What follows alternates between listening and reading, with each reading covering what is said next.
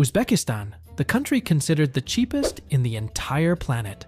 Situated in the heart of Central Asia, the Republic of Uzbekistan covers a vast area of approximately 447,000 square kilometers, with only 44% of this territory inhabited by a population exceeding 34 million people.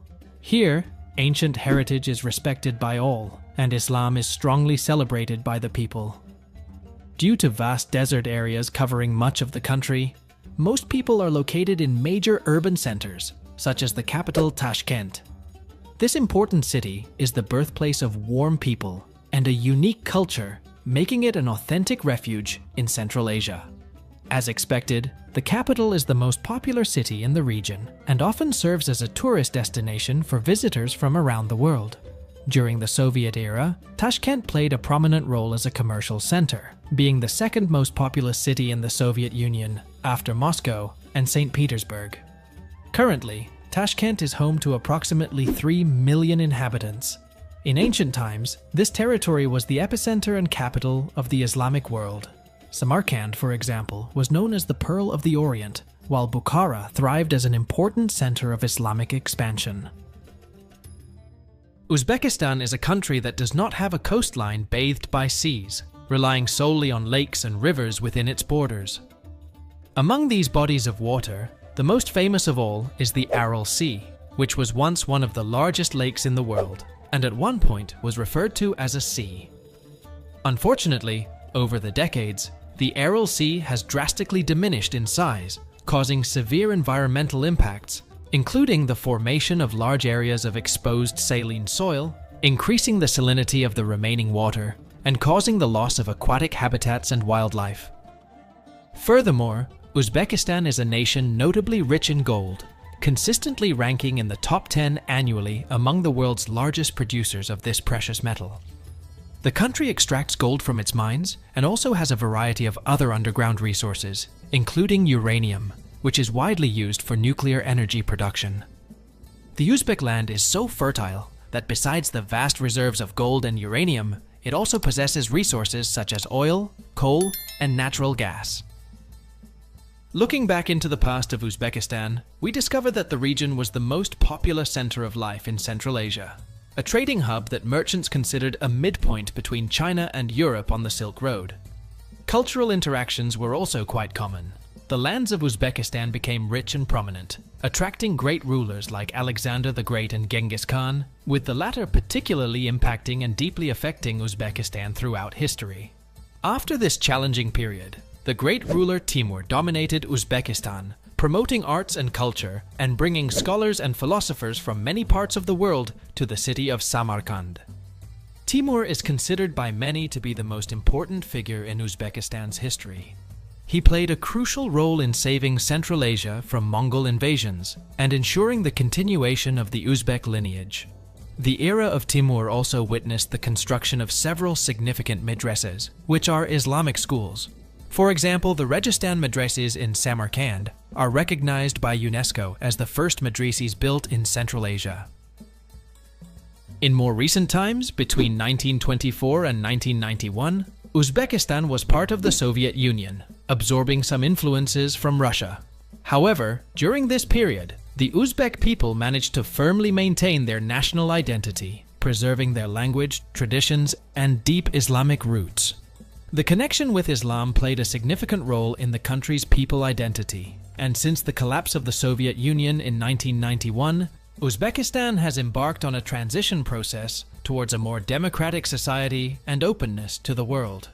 The country has sought to develop its own political, economic, and cultural institutions, while maintaining ties with other nations and international organizations. This post-Soviet period has been marked by challenges and opportunities, but the Uzbek people have demonstrated resilience and determination in shaping the future of their nation. And one of the great traditions of the country that is leading the nation towards a more prosperous future is the renowned Uzbek bread. In places like Tashkent and Samarkand, skilled bakers have elevated the art of baking to an extraordinary level, even leaning literally over traditional clay ovens to bake each bread. Committed to excellence, they dedicate themselves entirely to producing the most delicious bread possible. Watching the process of making these breads is as fascinating as tasting them. The result of this hard work is known for its richness of ingredients and superior nutritional and satisfying quality compared to ordinary bread. It is said that in ancient times, soldiers often carried this bread with them to wars because it could sustain them for up to a month without deteriorating, at least according to the accounts of Uzbek bakers themselves. On average, a single bakery produces about 8,000 of these famous Uzbek breads daily, demonstrating the significant impact and popularity of this culinary treasure throughout the country. Have you ever seen bakers anywhere in the world making bread in such an impressive way? If you're enjoying learning more about this incredible country, I ask you to leave your like and subscribe to our channel. Your help is essential for me to continue making more quality videos like this. Keep watching until the end of the video and discover why Uzbekistan is considered the cheapest country in the world. Continuing to talk about Uzbekistan's rich cuisine, it goes far beyond the delicious bread the country offers. Here is a true paradise for meat lovers and is widely recognized for its incredible street food. Uzbeks take special pride in pilaf, considered the undisputed king of delicacies. In local restaurants, the day begins early with dedication to preparing this tasty dish. However, it's not just about cooking in ordinary pots. Pilaf is prepared in huge cauldrons, where large amounts of meat, rice, chickpeas, carrots, and oil are carefully combined. For example, the preparation of pilaf with 100 kilograms of meat requires 40 liters of sunflower oil. If you are planning a visit or even a stay in the Central Asian countries, don't miss out on the unique meat flavors offered by Uzbekistan. Uzbeks do not limit themselves to just beef and lamb. They also consume horse meat. Although this habit has been associated with an increased risk of cardiovascular diseases among the elderly population, both in Kyrgyzstan and Uzbekistan, the tradition continues to be appreciated by many.